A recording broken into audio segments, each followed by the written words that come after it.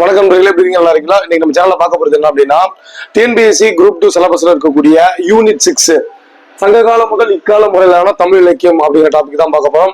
அதுவும் பர்டிகுலரா இன்னைக்கு நம்ம பார்க்க போறது என்ன அப்படின்னா, முச்சங்கங்கள் இருந்த வரலாறு அப்படிங்கறத நம்ம பார்க்க போறோம். முச்சங்கங்கள் எங்கெங்கெல்லாம் இருந்துச்சு, முச்சங்கங்களை அமைச்ச மன்னர்கள் யாராரு, முச்சங்கங்கள் எத்தனை புலவர்கள் முச்சங்கங்கள்ல இருந்திருக்காங்க, முச்சங்கங்கள் இருந்த காலகட்டத்துல என்னென்ன நூல்கள் எல்லாம் தோன்றுச்சு, விஷயத்தையும் இந்த ஒரே வீடியோ எல்லாம் பார்க்க போறோம். சோ முழுசா வீடியோ பாருங்க, ஸ்கிப் பண்ணாதீங்க. ஃபர்ஸ்ட் நம்ம பார்க்க போறது என்ன அப்படின்னா, முதல் சங்கம் எங்க இருந்துச்சு அப்படின்னு பாத்தீங்க அப்படின்னா தென்மதுரையில இருந்திருக்கு. முதல் சங்கத்துல எத்தனை மன்னர்கள் ஆதரிச்சாங்க அப்படின்னு பாத்தீங்க அப்படின்னா 89 மன்னர்கள் ஆதரிச்சிருப்பாங்க. அதாவது காச்சினவழுதி டு கடுங்கோன் வரை. அடுத்து இந்த முதல் சங்க காலத்துல இருந்த புலவர்கள் எண்ணிக்கை எத்தனை பேர் அப்படின்னு பாத்தீங்க அப்படின்னா 4449 புலவர்கள் இருந்திருக்காங்க. இந்த முதல் சங்கம் எத்தனை வருஷங்கள் இருந்துச்சு அப்படின்னு பாத்தீங்க அப்படின்னா 4440 ஆண்டுகள் இருந்திருக்கு. அடுத்து ரொம்ப முக்கியமான விஷயம் என்ன அப்படின்னா, இந்த முதல் சங்க காலகட்டத்துல எழுதப்பட்டுள்ள நூல்கள் என்ன அப்படின்னு நம்ம பார்த்தோம் அப்படின்னா, பரிபாடல், முதுநாரை, முதுகுருகு, இதெல்லாம் முதல் சங்க காலத்துல எழுதப்பட்டுள்ள நூல்கள். அடுத்து முதல் சங்க காலத்துல எழுதப்பட்டுள்ள இலக்கண நூல் எது அப்படின்னு பாத்தீங்க அப்படின்னா அகத்தியம். அடுத்து இந்த முதல் சங்க காலத்துல இருந்த முக்கிய புலவர்கள் யாராரு அப்படின்னு பாத்தீங்க அப்படின்னா அகத்தியர், சிவன், முருகவேல், அவங்க எல்லாம் முதல் சங்க காலத்துல இருந்திருக்காங்க அப்படிங்கிற விஷயம் நம்ம தெரிஞ்சுக்கணும். அடுத்து நம்ம பார்க்க போறது இரண்டாம் சங்கம் எங்க அமைஞ்சிருந்துச்சு அப்படின்னு பாத்தீங்க அப்படின்னா கபாடபுரத்துல இருந்திருக்கு. இதுல எத்தனை மன்னர்கள் ஆதரவளிச்சிருக்காங்க அப்படின்னு பாத்தீங்க அப்படின்னா 59 பேர் ஆதரவளிச்சிருக்காங்க.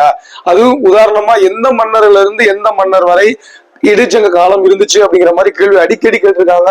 வெண்டார் செலியன் முதல் முடத்திருமாறன் வரை அப்படிங்கிற மாதிரி சொல்ல தெரியணும். அடுத்து இந்த இரண்டாம் சங்க காலத்துல இருந்த புலவர்கள் 3700 புலவர்கள் இருந்திருக்காங்க.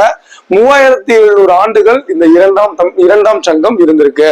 இந்த இரண்டாம் சங்க காலத்துல எழுதப்பட்டுள்ள நூல்கள் என்னென்ன அப்படின்னா வெண்டாளி, குருகு, பெருங்காலி, வியாழமாலை அகவல், இதெல்லாம் இரண்டாம் சங்க காலத்துல எழுதப்பட்டுள்ள நூல்கள் அப்படிங்கறத தெரிஞ்சு வச்சுக்கணும். அடுத்து என்ன அப்படின்னா மூன்றாவது தமிழ் சங்கம். மூன்றாவது சங்கம் எங்க இருந்துச்சு அப்படின்னு பாத்தீங்க அப்படின்னா மதுரையில இருந்திருக்கு. மதுரை அப்படின்னா தற்போதைய மதுரை.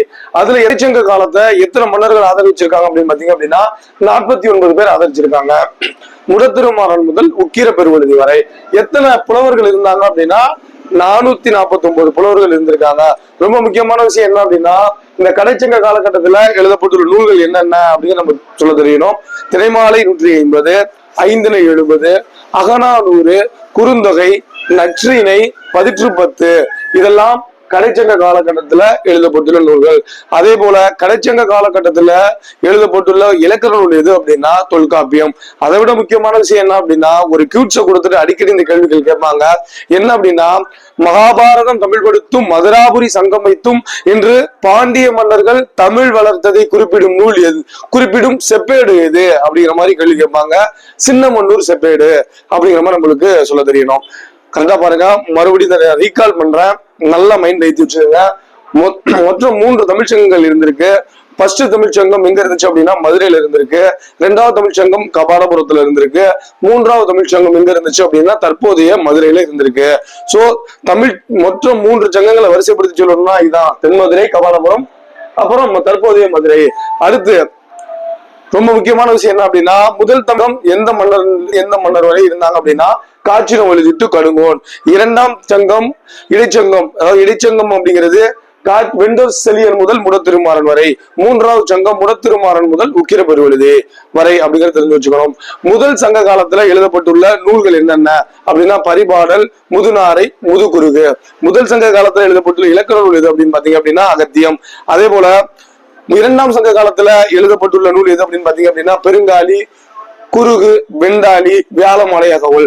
அதே போல மூன்றாம் சங்க காலத்துல எழுதப்பட்ட நூல்கள் என்னென்ன அப்படின்னு பாத்தீங்க அப்படின்னா திரைமாலை 150, ஐந்திணை 70, அகநானூறு, குறுந்தொகை, நற்றிணை, 10 பரிபாடல். அதை விட ரொம்ப ரொம்ப முக்கியமான விஷயம் உங்களுக்கு கேட்கக்கூடிய விஷயம் இது அப்படின்னு சொன்ன, மகாபாரதம் தமிழ் எடுத்தும் மதுராபுரி சங்கம் வைத்தும் இன்று பாண்டிய மன்னர்கள் தமிழ் வளர்த்ததை குறிப்பிடும் செப்பேடு எது அப்படின்னா சின்னமன்னூர் செப்பேடு. சோ இது போல நம்மளுடைய சேனல்ல டெய்லி வீடியோஸ் வெளியிட போறோம், ஃபாலோ பண்ணுங்க.